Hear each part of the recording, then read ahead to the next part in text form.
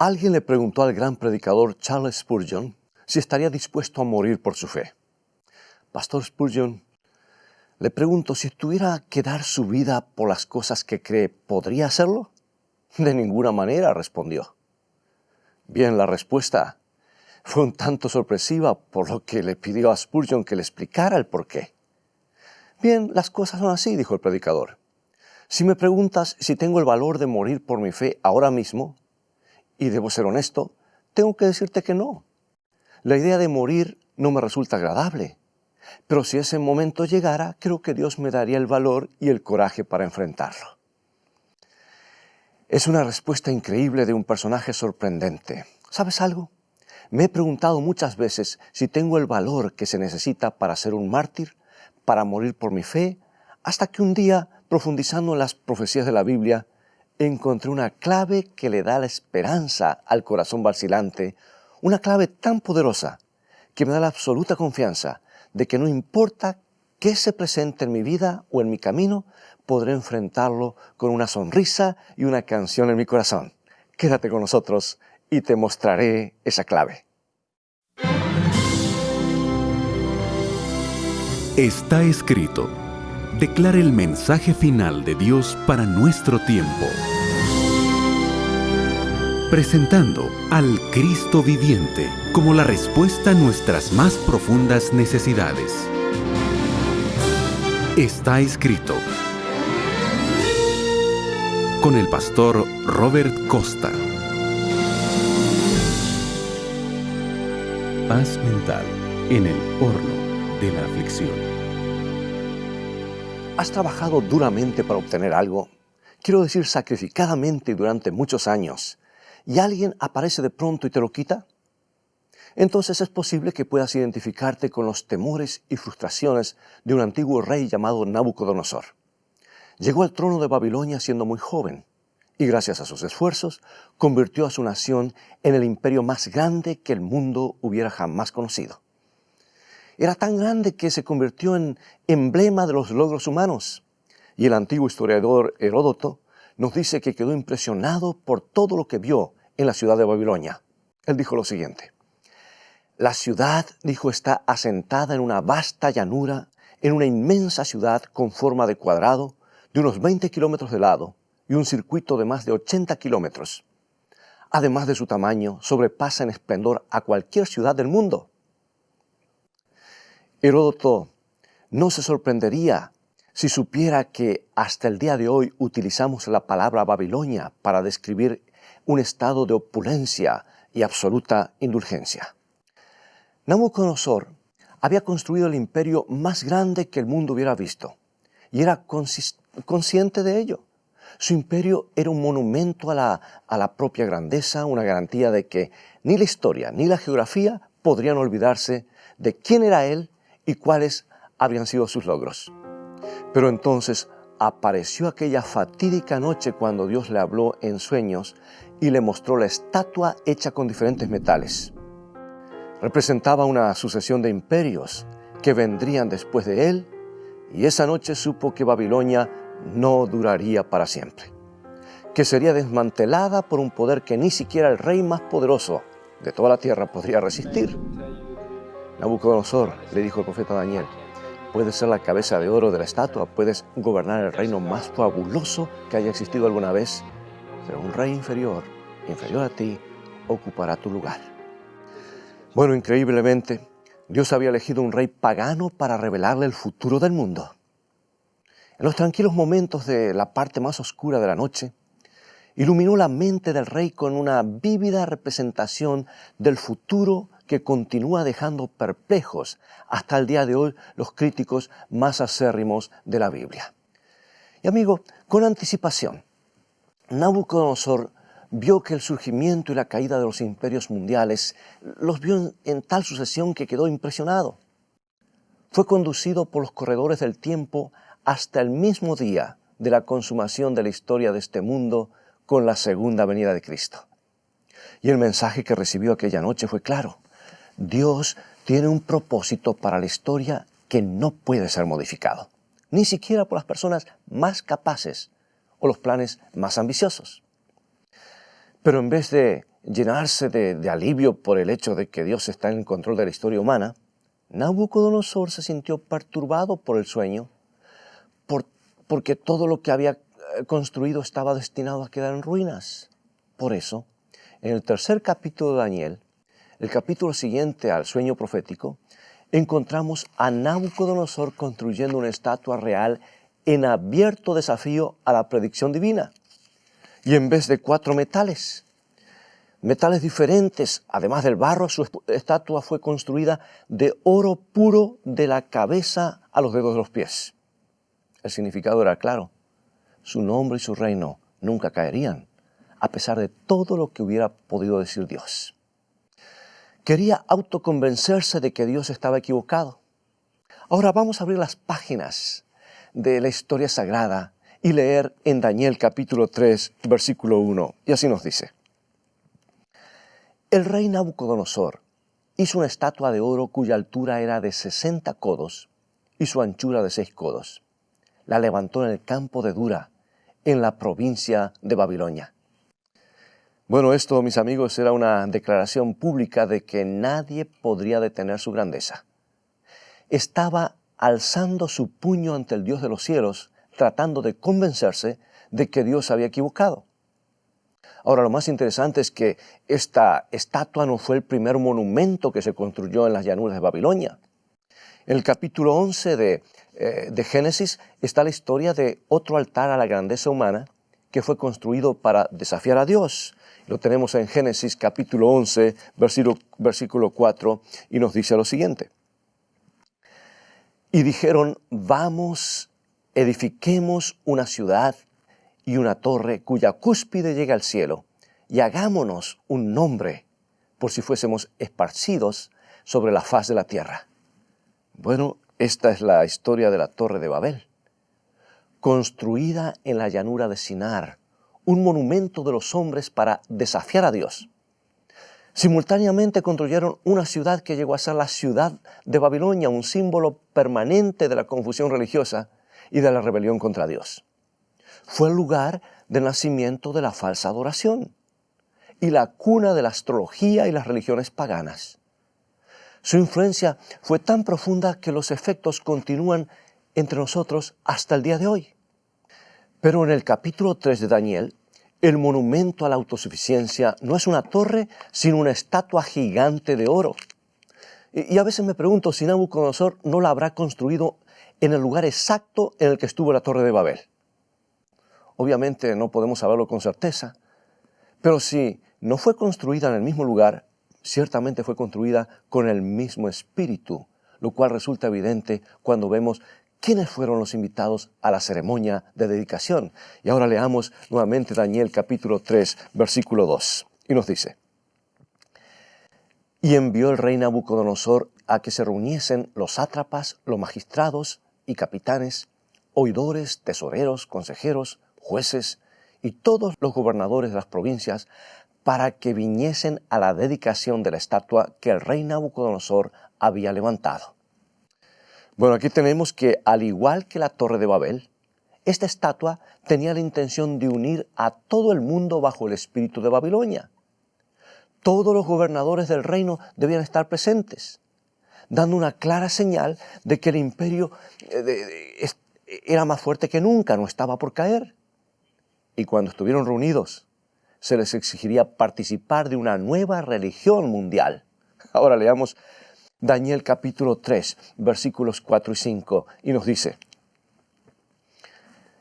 Y el pregonero anunciaba en voz alta: Mándase a vosotros, oh pueblos, naciones y lenguas, que al oír el son de la bocina, de la flauta, del tamboril, del arpa, del salterio, de la zampoña y de todo instrumento de música, os postréis y adoréis la estatua de oro que el rey Nabucodonosor ha levantado. Ahora, ¿te fijaste bien en las últimas dos palabras? Lo que dice el rey, dice, ¿ha levantado la imagen? En el idioma original, la palabra que se traduce levantado es hakim. Y es exactamente la misma palabra que Dios emplea en Daniel capítulo 2 para describir el reino que Él levantará en la segunda venida de Cristo. Y como lo señala el erudito Jacques Doucan, esta palabra Hakim se usa 8 veces para describir la construcción de la estatua de Nabucodonosor.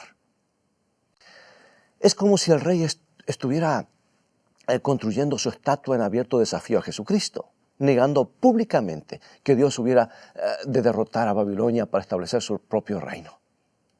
En un intento desesperado por evitar lo que Dios había anticipado, Nabucodonosor establece una religión mundial, universal, una alternativa a la verdad en la que el pueblo debía adorar a una imagen en lugar de adorar al Dios creador. Es una religión que se basa en la fuerza en vez del amor.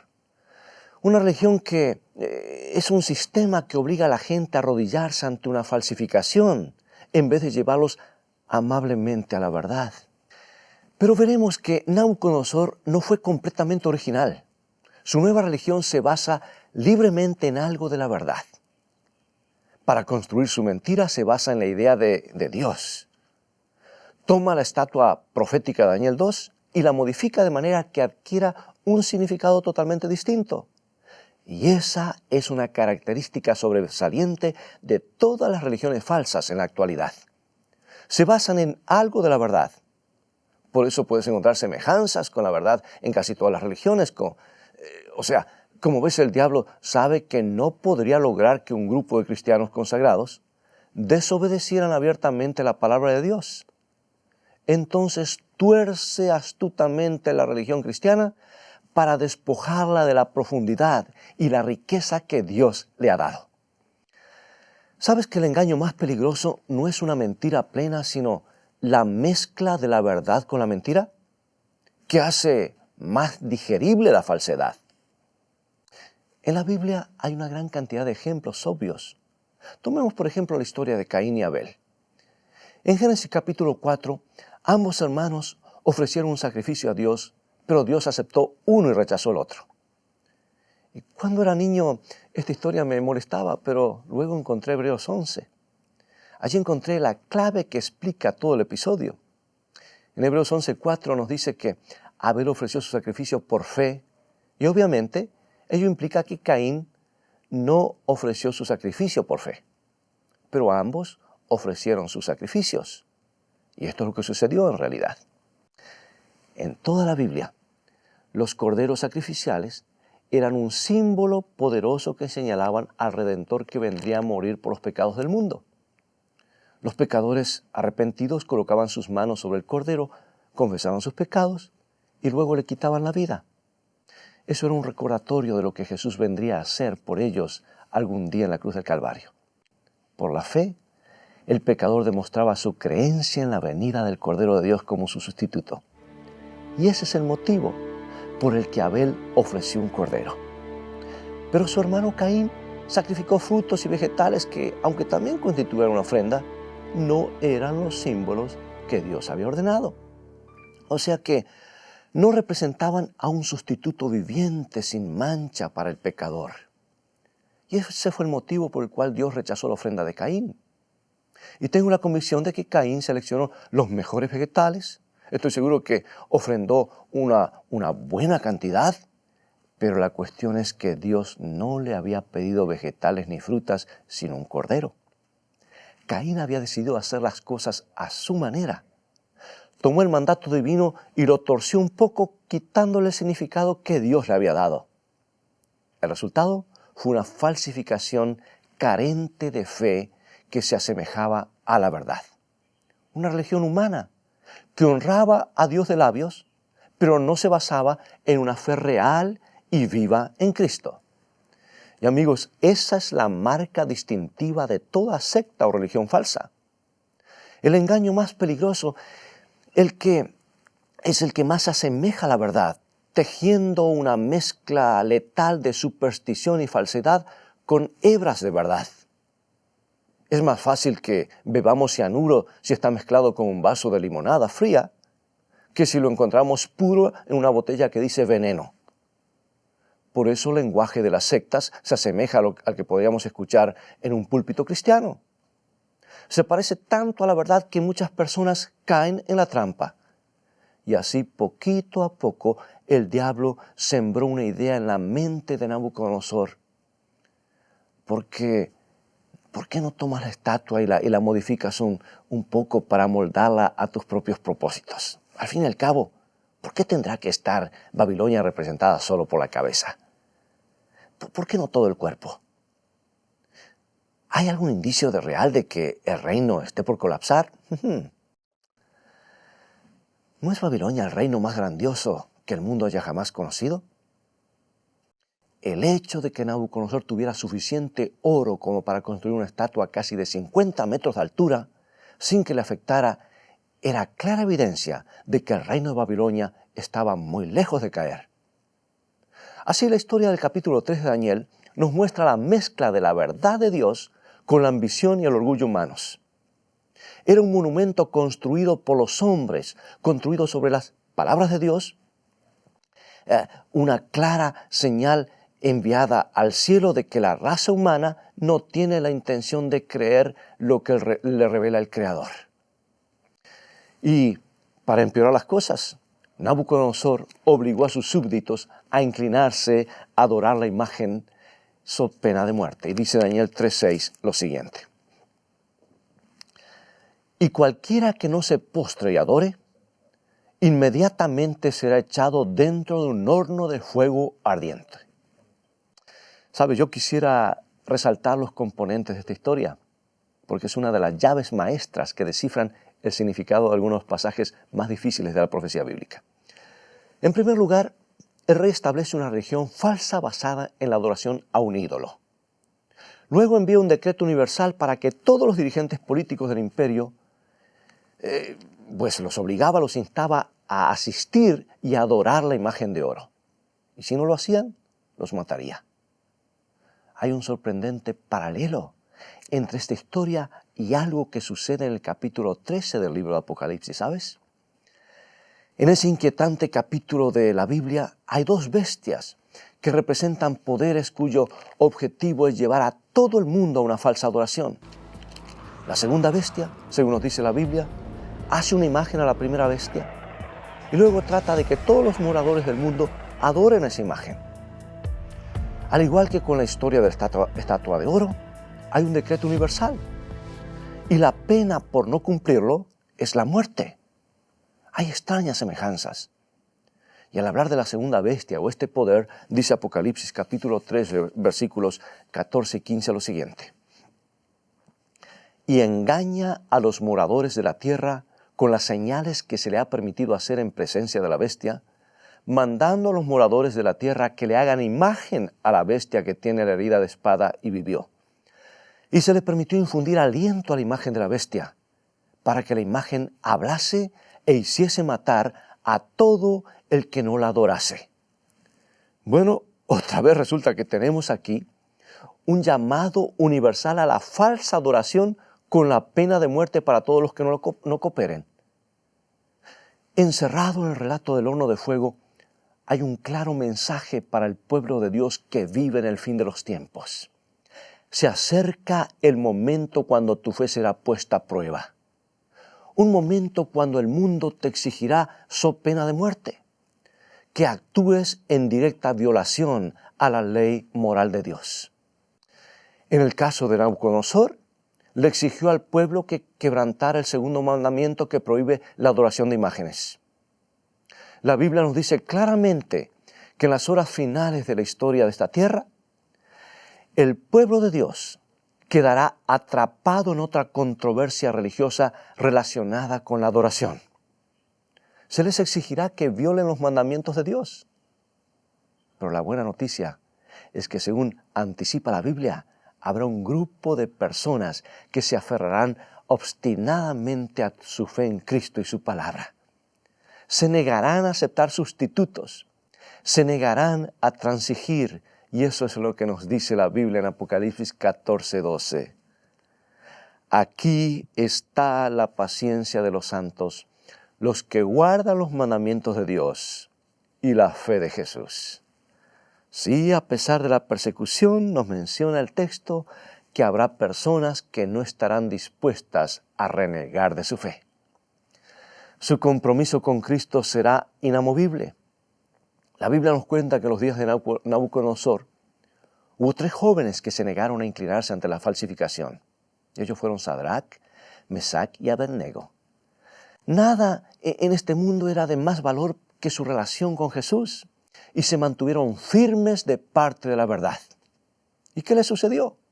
Bien, de acuerdo a lo estipulado por el rey, fueron arrojados dentro de un horno de fuego. Nabucodonosor le dijeron, no sabemos si Dios nos va a salvar de tu horno, pero una cosa sabemos, que nunca vamos a violar nuestra relación con Él. Amigo y amiga, permíteme que te formule una pregunta importante. ¿De dónde surge esa clase de compromiso inquebrantable? ¿Dónde encuentran las personas esa fortaleza para estar de parte de Dios, aunque no están muy seguras de cuáles serán las consecuencias? Piensa en tu propio corazón. ¿No te hubiera gustado muchas veces haber tenido esa clase de confianza incondicional en la palabra de Dios? La Biblia nos cuenta que sucedió entonces. Enceguecido con el orgullo herido, el rey ordenó que los 3 muchachos leales fueran arrojados dentro de un horno que estaba tan caliente que mató a las personas que los tiraron en él. Pero amigos, para su sorpresa, descubrió que hay alguien mayor que las mayores ambiciones humanas. Alguien cuyo propósito final es la salvación del mundo y nadie lo apartará del mismo. Cuando Nabucodonosor miró dentro del horno, advirtió que había 4 hombres. Daniel 3:25. He aquí yo veo 4 varones sueltos que se pasean en medio del fuego sin sufrir ningún daño, y el aspecto del cuarto es semejante al Hijo de los dioses. Bueno, como ves, la Biblia dice que cuando debemos enfrentar los peores momentos de la vida, nunca estamos solos. Cuando parezca que todo está perdido, te encontrarás de pronto con tu Redentor, porque Jesús no anda por allí en alguna parte mirando lo que sucede desde lejos. Él está caminando entre las llamas a tu lado. Aquellos 3 jóvenes salieron del horno, ni siquiera con olor a humo en sus ropas. Y Dios está tratando de decirnos que hará lo mismo por nosotros.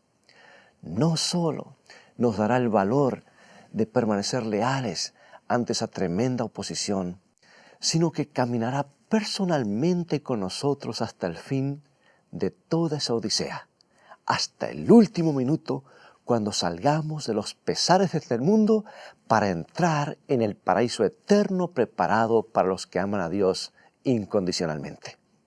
Sí, el 3er capítulo de Daniel no es otra cosa que la historia de un Redentor que está en busca de los que siempre se mantienen de parte de la verdad. Y me gustaría sugerir que tú eres la persona que Él está buscando. Puede que creas que no tienes valor para caminar dentro del horno de fuego, pero la promesa de Dios en Daniel 3 es que Él puede hacerlo. Y sabes que algunas veces puede ser que dudes si cuando llegan los momentos más duros de la vida encontrarás que a veces tu fe tambalea, pero recuerda, Jesús allí está, esperando por ti.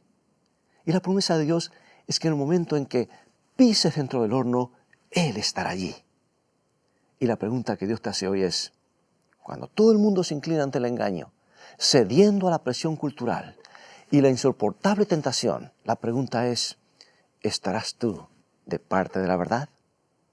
Cuando todo el mundo esté de pie en la llanura, libres de daños corporales y en desobediencia a Dios, ¿elegirás tú la seguridad de la eternidad con Jesús? ¿Me acompañas en oración? Padre, enséñanos a no estar conformes con los engaños de los hombres. Crea en nuestros corazones el anhelo de estar donde está Jesús.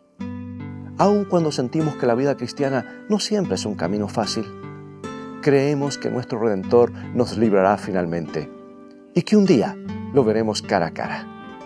Danos el valor para resistir. Danos fe para creer que Jesús nos salva porque te lo pedimos en su nombre. Amén. Todos anhelamos la felicidad y una vida mejor. Y eso también es lo que Dios desea para ti y para mí. Es el mensaje de este libro bendito, la Santa Biblia. Pero recuerda que felicidad comienza con fe, y la fe viene por oír y estudiar la palabra de Dios.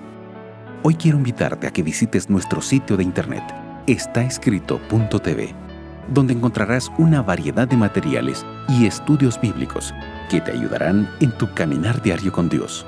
En especial quiero recomendarte 2 libros que han cambiado la vida de millones. El Camino a Cristo, el libro traducido a más idiomas después de la Biblia, y el libro Seguridad y Paz en el conflicto de los siglos.